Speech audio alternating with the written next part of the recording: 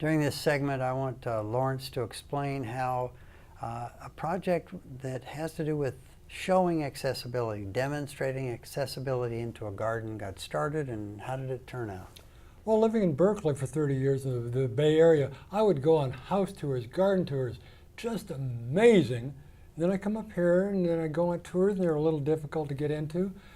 FOPO, Foster Powell, they have garden tours every year. So 2 years in a row, I'd go to those and metro tours. And I did this in my scooter.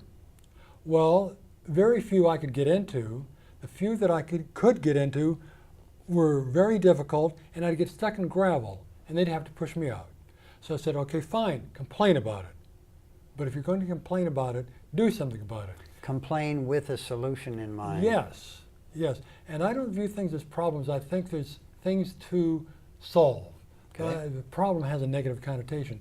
So I envisioned a tour, and I actually organized it, a tour of 5, and it was a free tour, didn't cost, of 5 Southeast Portland gardens that were completely accessible, but they were also attractive. So I had this amazing article that I was able to, through complete serendipity, this woman wrote an article for Oregon Live, and over 100 people came to all of these gardens, and you had people in scooters, walkers, wheelchairs, canes, and everybody, and I could see light bulbs just going on. Thinking, I could do that, and I could do Yes. that. So by demonstrating that this can be accomplished, and not just your accessible garden, but a few others within the area. But I think I was turning on light bulbs Yeah. about the issue of accessibility, and it wasn't a handicapped issue. It was an idea of making things available to everyone. Okay, and that's one of the things you've made sure you hit hard when you talk to groups. That's what I that really it's everyone, Everyone. not just someone who is labeled as having a special need.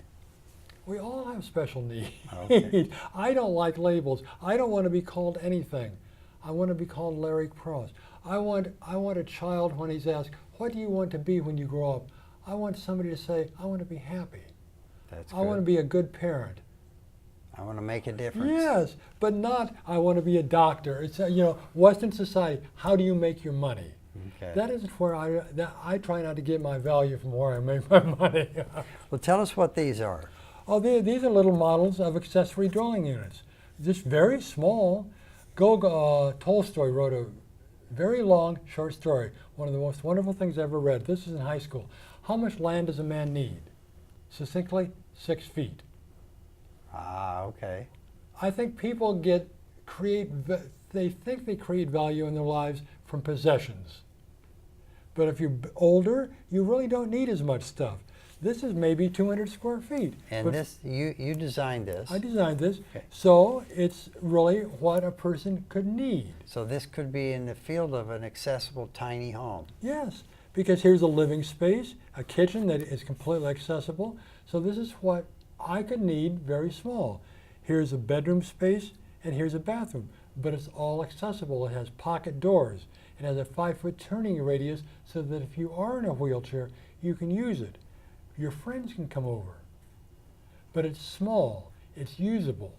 Now, what you've done with these and the talks that you give about living accessibility and actually explaining the future of accessibility, you've got models that you've been developing over the years that involve various sizes and shapes. And what's this one? Well, this one, a friend she said she's going to buy a lot and she wanted a narrow site. So I just divided, this is I think 12 feet wide, 30, 40 feet long, but every cubic inch has to work. Now, one of the things when I first saw you developing this technique is to point out these aren't blueprints. You're not asking someone to build a house to scale. But what you do is you open someone's mind to This say, is schematic design.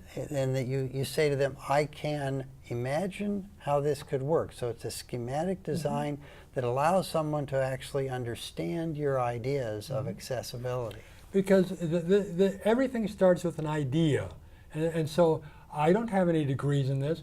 I say I have ample and appropriate experience. And to me, that is very valid. Because the Disney Concert Hall down in Los Angeles, $150 million, Frank Gehry designed it on a napkin. An idea. This is all ideas.